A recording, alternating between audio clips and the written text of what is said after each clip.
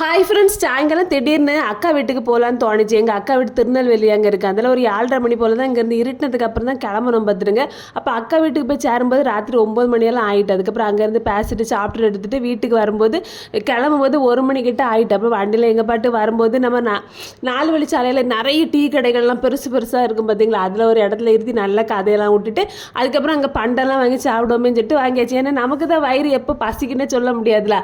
நான் எனக்கு ஒரு காஃபியும் ஒரு பிளாக் ஃபாரஸ்ட் கேக்கும் வாங்கினேன். அப்போ வீட்டில் எல்லாரும் ஒரே சிரி, காஃபிக்கும் பிளாக் ஃபாரஸ்ட்டுக்கு என்னம்மா சம்மந்தம் அப்படின்னு. நான் சொன்னேன் வர மாதிரி வரட்டு பின் விளைவுகள் பக்க விளைவுகள்லாம் நான் பார்த்துக்கிட்டேன், நீங்களாம் சும்மா இருங்கன்னு சொல்லிட்டு நான் நல்லா சாப்பிட்டுட்டு அப்படி வந்துச்சு. அப்புறம் கிளம்பிட்டோம். எங்கள் வீட்டுக்கு வரும்போது 3 மணிக்கிட்ட ஆகிடு. நீ எங்கே போட்டு நீ மேல் கழுவது குளிக்கிறதெல்லாம் நடக்காத கறிச்சிட்டு குப்பரப்படுத்து நல்ல தூக்கம். காலையில் 10 ஆகிட்டு பார்த்துருங்க.